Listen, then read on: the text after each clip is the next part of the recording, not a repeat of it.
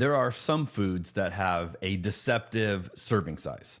Like when you were eating Oreos, do you notice how many Oreos is a serving? It's actually only 3, not a whole row of the Oreos as you might imagine. Or peanut butter is 2 tablespoons, which equals about 1 smallish looking spoonful of peanut butter, way less than any of us would ever use, even just to make a sandwich. Or here's my favorite one. You know, when you get a ramen pack, you know that pack is actually 2 servings of ramen. You're only supposed to eat half of that brick of noodles that you get. I mean, that's just an absurd serving size.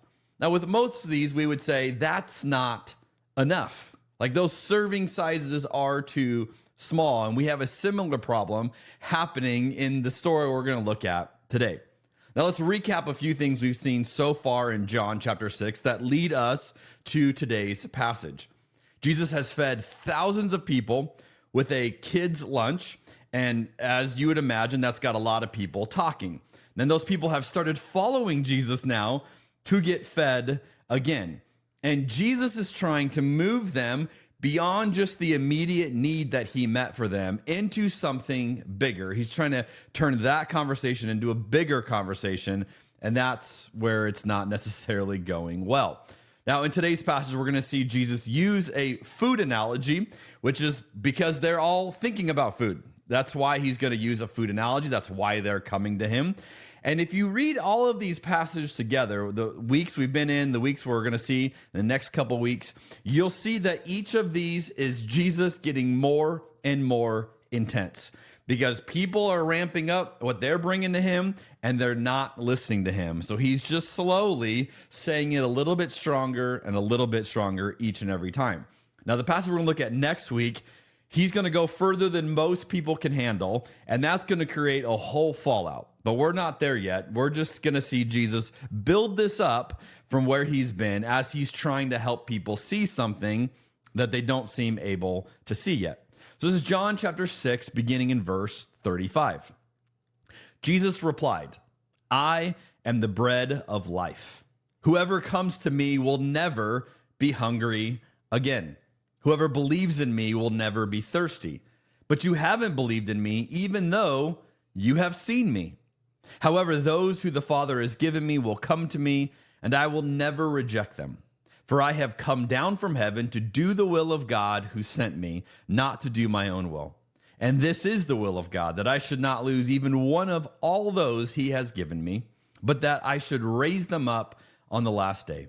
For it is my Father's will that all who see his Son and believe in him should have eternal life. I will raise them up at the last day." Now, have you ever snacked on something only to realize that you were hungrier than you thought?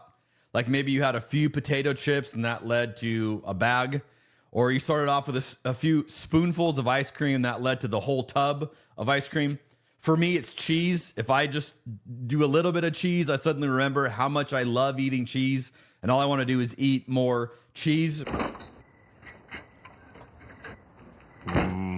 64 slices of American cheese. 64. 63. 2. 1. Have you been up all night eating cheese? I think I'm blind. Right? Evidently, Jesus' miracle was a little bit like that. He fed them, he met a need for them, but it just showed them, oh my goodness, we want more of this. We need more of this, except all they want is food. They're not coming to Jesus for anything else other than to get their immediate need met. Now, one of the questions this should ask you and I as we reflect on a story like this is Jesus enough? Is Jesus enough for us?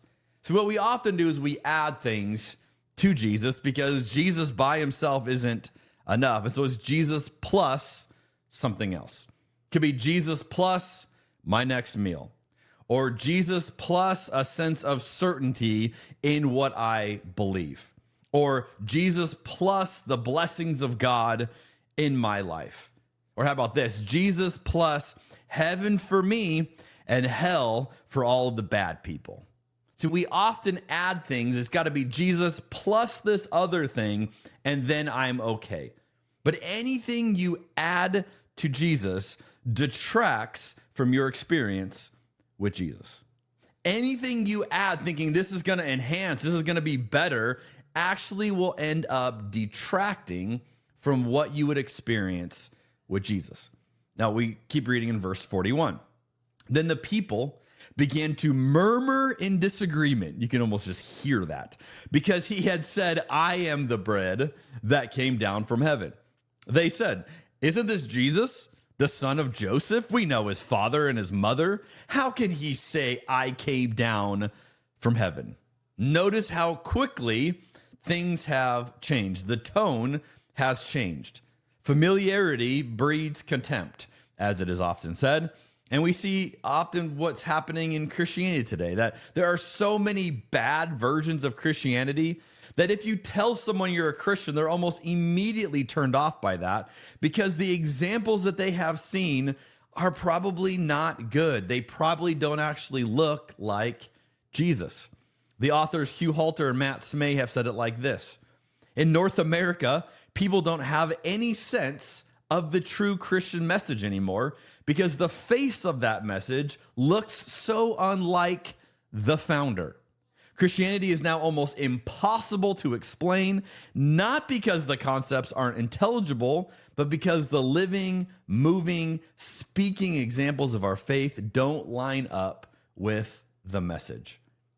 I resonate so deeply with that line. Christianity is now almost impossible to explain.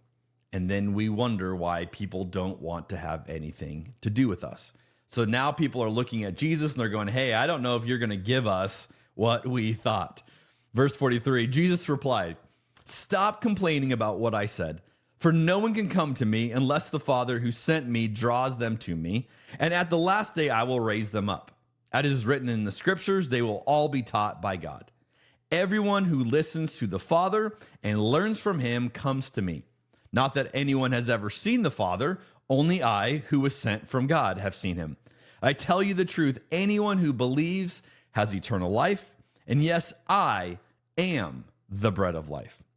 Your ancestors ate manna in the wilderness, but they all died, and anyone who eats the bread from heaven, however, will never die. Jesus just keeps teasing out this image of himself as the bread of life.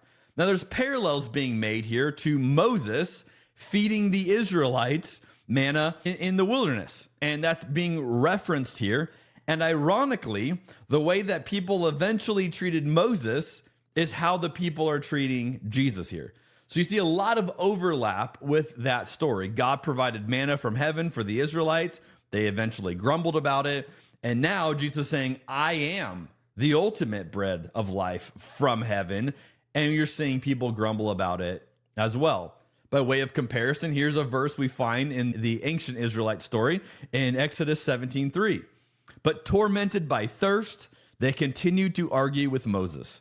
Why did you bring us out of Egypt? Are you trying to kill us, our children, and our livestock with thirst? See, that's the problem. If all you follow Jesus for is what you get out of it, it'll never be enough. Until you learn to see the value is in Jesus. The person of Jesus is where we get the value, not in the things that leads us to. And we can only experience Jesus on his terms, not in the way that we want to do it, not in the way we want to repackage him, only on his terms. And this has been a struggle all throughout history as people have tried to follow God and they've realized, hey, we want to add things to this. We want to modify this. This is why we create things like Christian nationalism, because it just doesn't seem enough to have Jesus unless we also get all these other things thrown in and we go, yeah, then it makes sense. But Jesus is better than that. But is Jesus enough for us? Anything you add to Jesus eventually detracts from your experience with him. I'll see you next week on Rebuilding Faith.